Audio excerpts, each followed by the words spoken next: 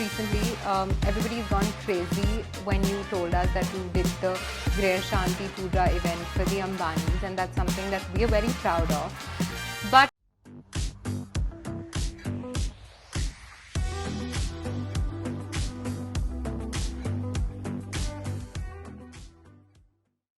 hello everyone, welcome to yet another episode of What's Your Issue with Ishu. So today we have with us someone who's personally my role model from the time I was born, actually exaggerated, when I was a kid, even now, and will continue to be one forever. When I was young, I used to tell that I want to become as beautiful and confident as she is, but now I want to say that I want to become as successful and hardworking as she is. So I think let's just dive right into the conversation with my Masi, who's also the director of Bling Mushroom, Preeti Jain. Hi Masi. Hello, Ishu. Are you Thank you excited so to be much here? Yeah. for having me over. Of course, I am. More so because my niece's first baby that she's doing, and I had to be a part of it. There was no way I couldn't. Yeah. So right after you called, I think we've been trying to work this around for a while now, and finally this is happening. Yes, and I'm so excited to talk to you about so many things that I wanted to ask you personally, but through this we get to do that. So tell me about, you're a wedding designer, and how did you start your journey with it? Like, I've obviously seen you grow up, and that's why I just said that you're my role model. But I want to know that what inspired you to become a wedding designer, and what's the journey of Bling Mushroom? I think right after my marriage, I remember a family friend reached out to me and said that they love my sense of aesthetics and my taste, and they wanted me to help them with putting things together, with choosing things for them. And the wedding turned out to be beautiful, and I had people reach out to them asking, who did your wedding? And back then, which we are talking about 14, 15 years ago, there was nothing known as like wedding designer out there commonly or very popular. It was new to me just the way it was to many people around.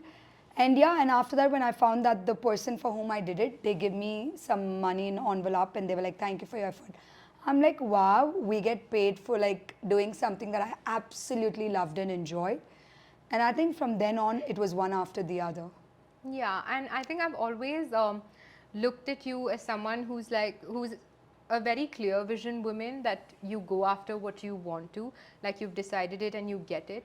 So what do you think is the recent, how do you keep up with the couples that have, nitty-gritties, as in the recent trends of wedding? There are couples who are very fussy, there are couples who are okay with whatever you want to do, but there are some who won't let you do what you want to do. So how do you deal with them?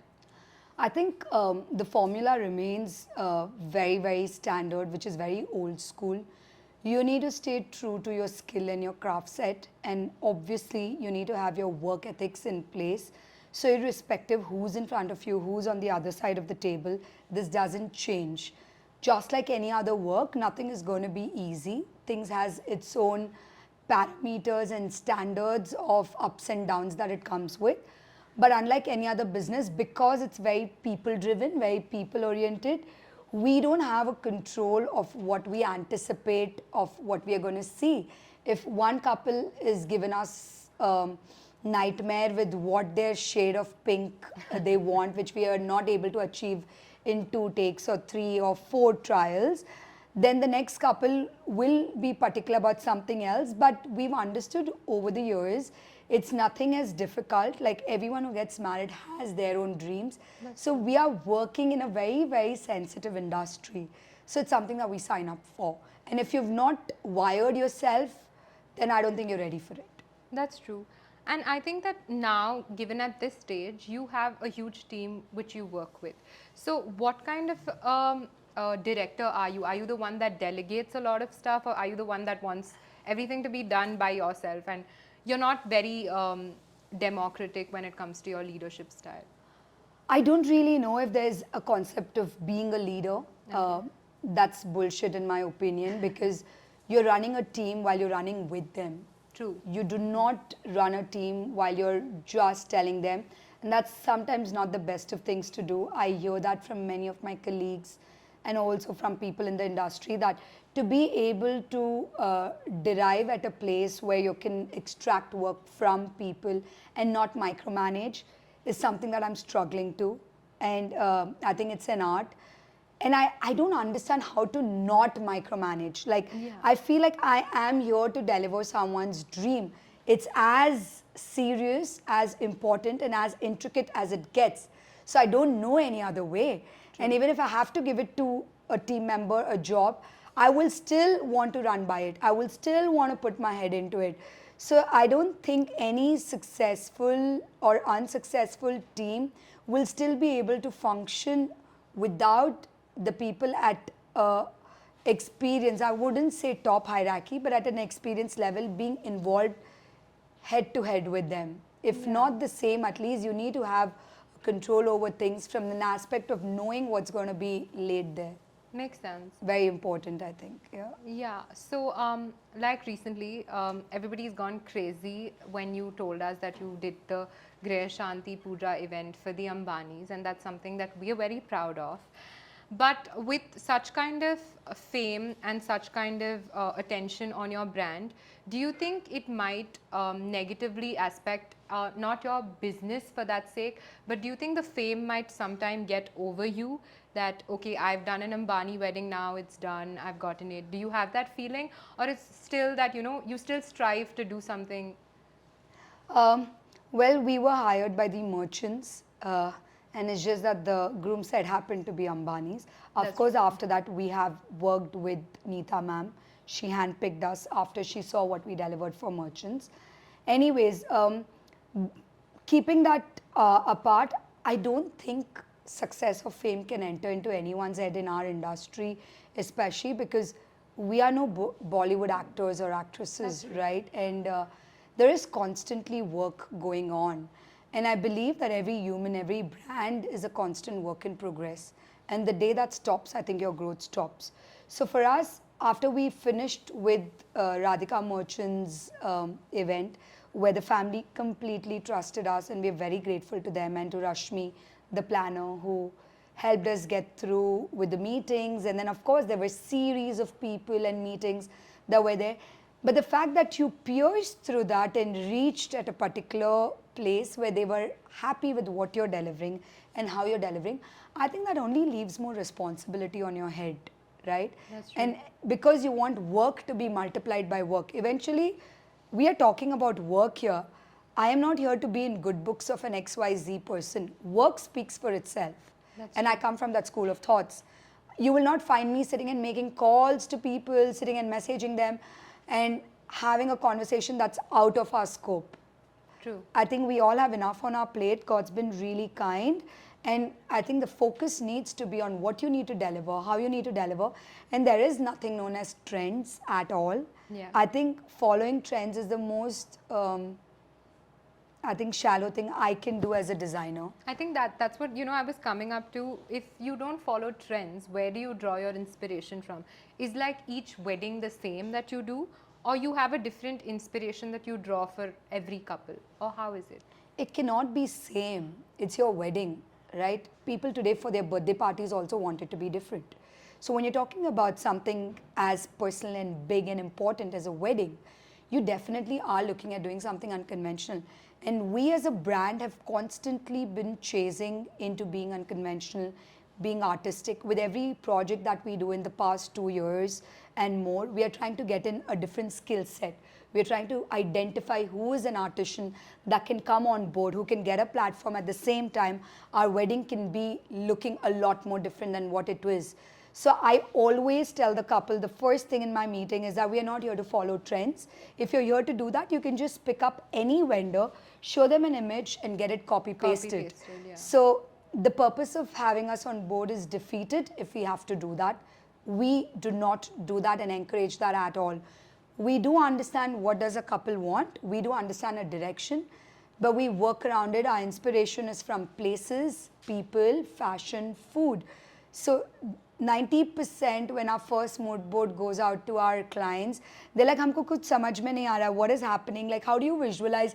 You want like this food to be like a backdrop. You want a jewelry piece to be like a mandap. How does it work? And I'm like, let's get to there first. Tell me, do you like this? If you like it, we'll come to that stage and then we develop it.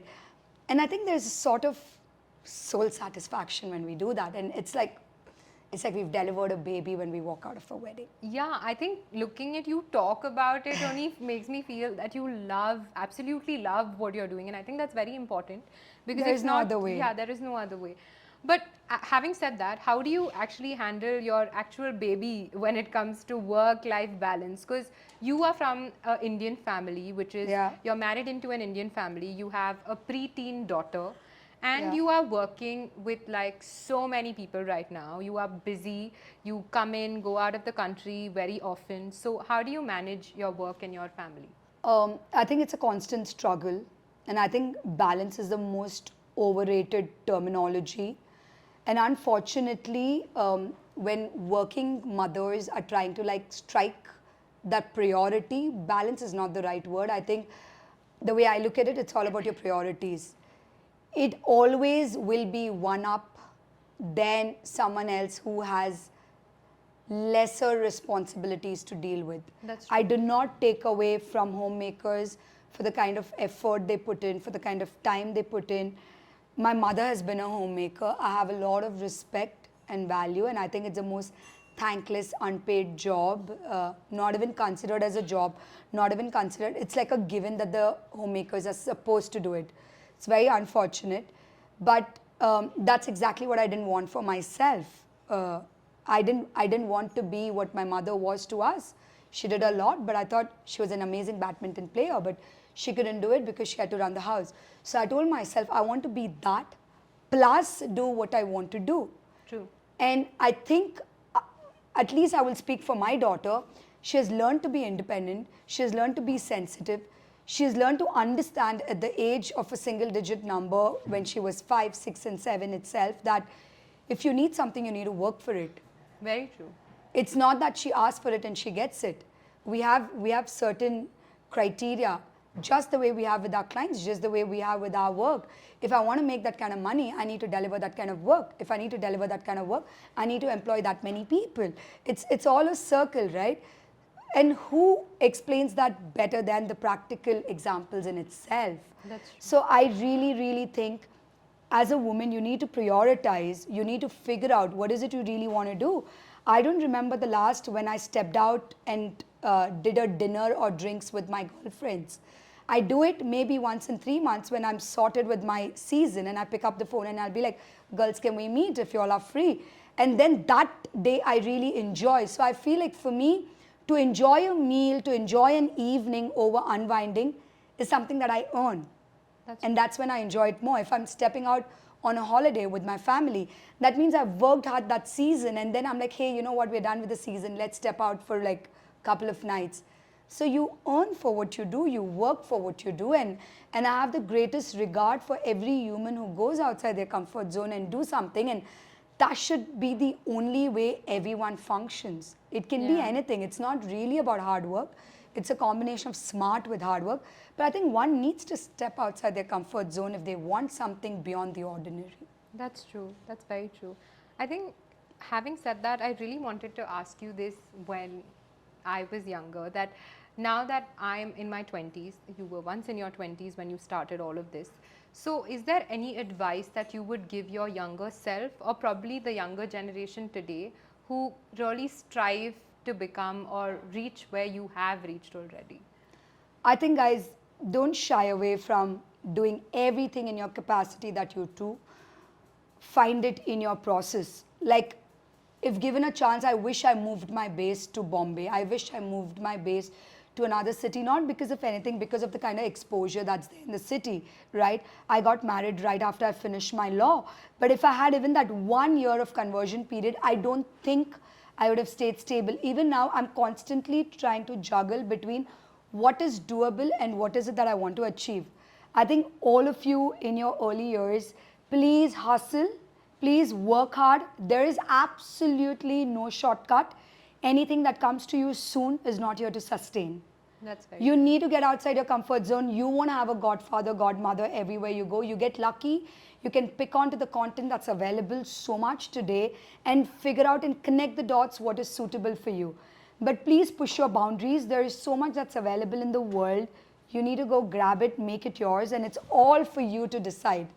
So I think one needs to just constantly keep trying and try to get at where they want to. But having said that, like now it's very easy for us to get where we want to given the times have changed.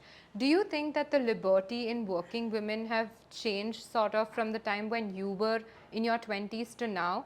Do you think you had a lot of other restrictions? I don't want to name any, I don't want to give tags to it as in family or anything, but obviously there has been changes through the 10 years of when you were 20s and now. So what do you think, there's a shift in the liberty given to working women now? Is it easier, or do you think that the opportunities have just made us lazy and people are not really working hard like they did back then?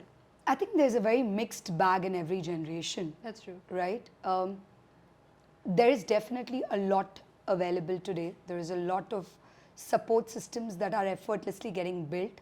There are still people struggling for that. I've been very fortunate that I have a fantastic family, both my in-laws side and my side, and I think of all of them as one unit. But it's also an effort that I've put in.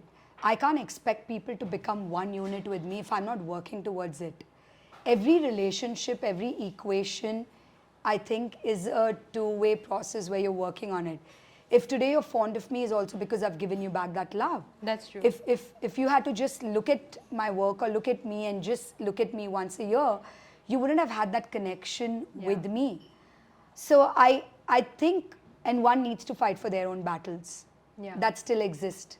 That was there back then. Yeah, this is what my dad also once told me. He's like, you have to clean your own shit. Nobody is going to come and do it for you. Like, you 100%. Clean it. Because I think that's what even you just said, that nobody else will fight your battles. We think that, oh, my mom's there, my dad's there, they'll get me through it. I'll become successful because I come from a well-to-do family.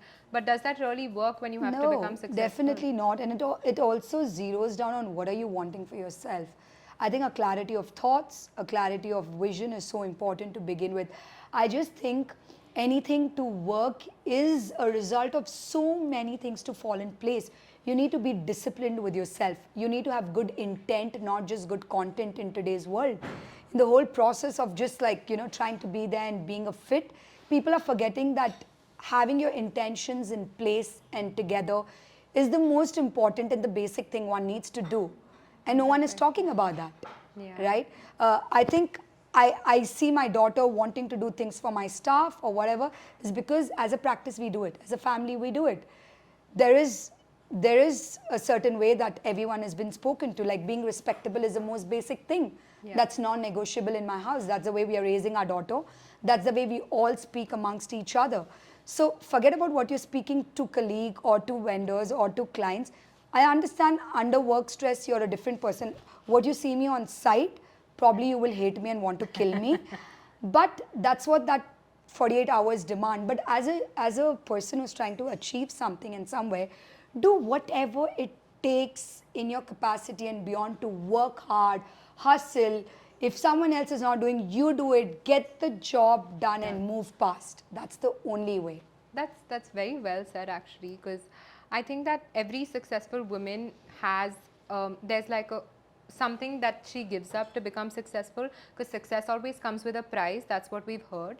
So is there a price that you've really paid for it? Like, is there something that you did let go of to reach here, or was it very smooth?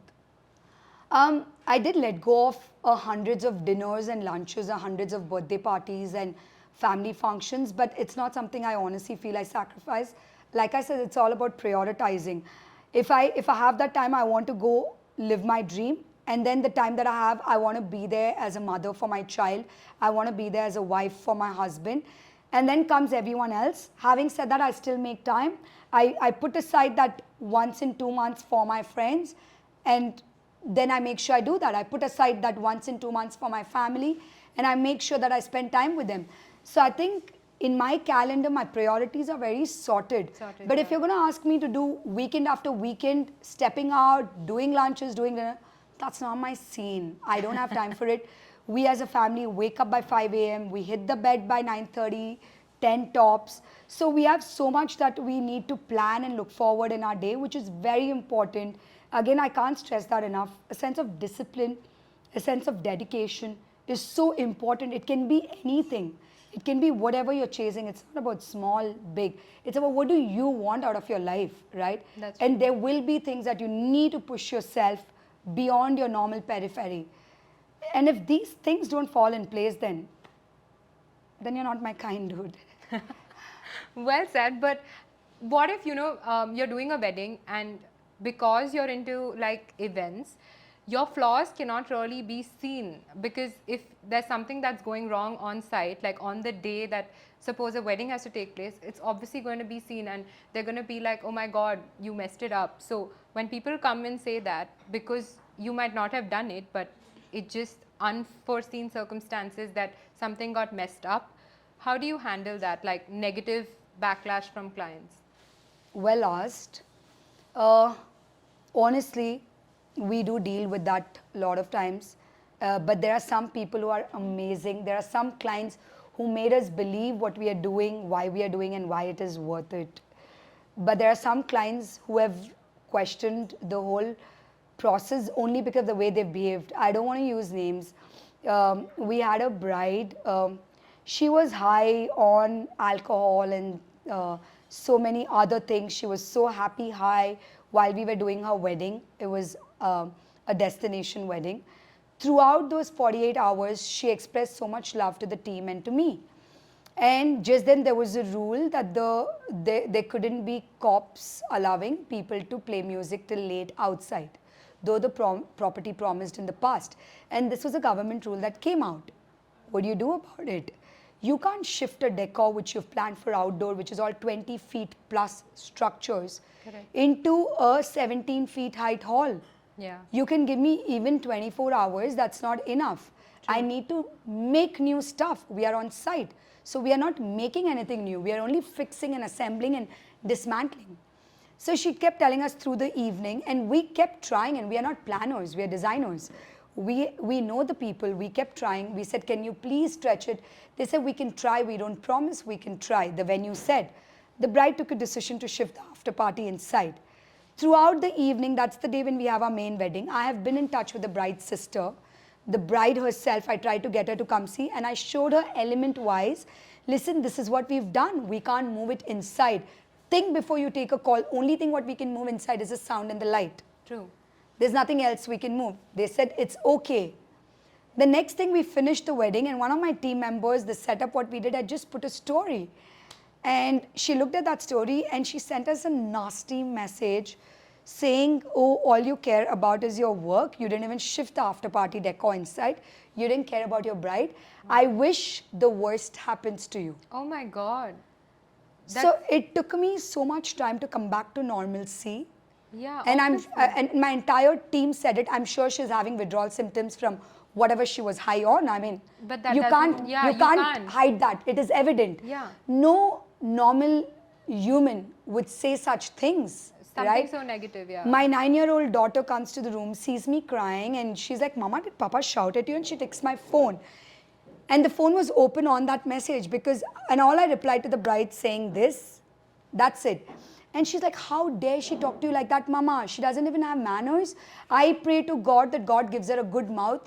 And I wish she knew how hard you all worked. That's true. And there were so many things that we delivered, and we thought we were going to surprise the bride and the groom.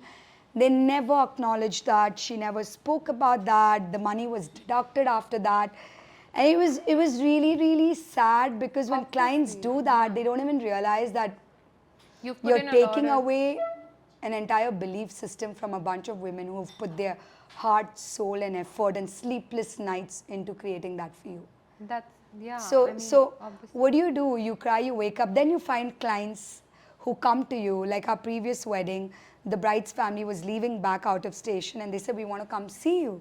And they just came to visit us, and they thanked us with a little gift hamper. And they said, we don't know how to thank you enough. There might be things that were not perfect here or there, but you all were above deliverables that were expected, and we can't thank you enough. And we had tears of joy. Yeah, I think. So I think now we also manifest, we only want to work with nice humans. That's Nothing very true. can be perfect. We are here to create, and we tell that to our clients. We're here to give our 200%, but we can't promise you a perfect wedding.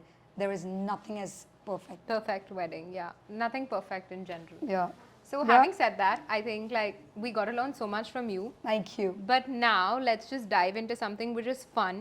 It's called yay or nay. I'm going to ask you a few things related to wedding and you just have to reply saying yay or nay. If you Okay. think it's good enough, say yay, otherwise nay.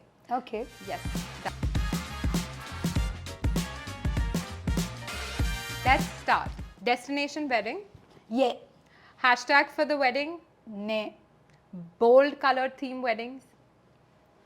Yeah. Okay. Social media page for the wedding nowadays that's gone trending and viral. No. Really? No. Balloon decoration for a wedding? No. Live music over the DJ? Yeah. Summer wedding or winter? More Both. of a both? Okay. If you could give one wedding trend time out for a year, what would it be? Like one wedding trend that's blah. Just keep it minimalistic and effortless. Yeah, you don't like the grand. No. No. Okay, so now I'm going to be showing you a few pictures, which are the events that you've done, and you need to guess it because I've hid the faces of the people doing it. Okay. That's Priya and Pratik. That's Rana Dagopati and Meka Bajaj. This was their mehndi, what we did. This is the editorial wedding shoot, what we did in W Goa with House on the Clouds. This is my niece whose 18th birthday. We never do birthdays. This was exceptional. And it was amazing. This is Radhika Merchant, Anant Ambani, their Grah Shanti, what we did in Mandwa Morat. I think all your work is so different and amazing, and I love it. Thank you. I can't wait for you to do my wedding soon, which already you swore against, but you have to. You have no choice. So why we find a fab guy who matches your vibe and who matches the very amazing and incredible personality that you are. Thank you so much, Ishu, for having me over. Thank you so much, Marcy, for being here. It was so nice talking to you, and we can't wait to see you again. Yes, my pleasure. Thank you. Thank you so much for watching yet another episode of What's Your Issue with Ishu. For more such interesting episodes, continue following us on YouTube, on Instagram, and don't forget to subscribe, comment, and we can't wait to see you again. Thanks.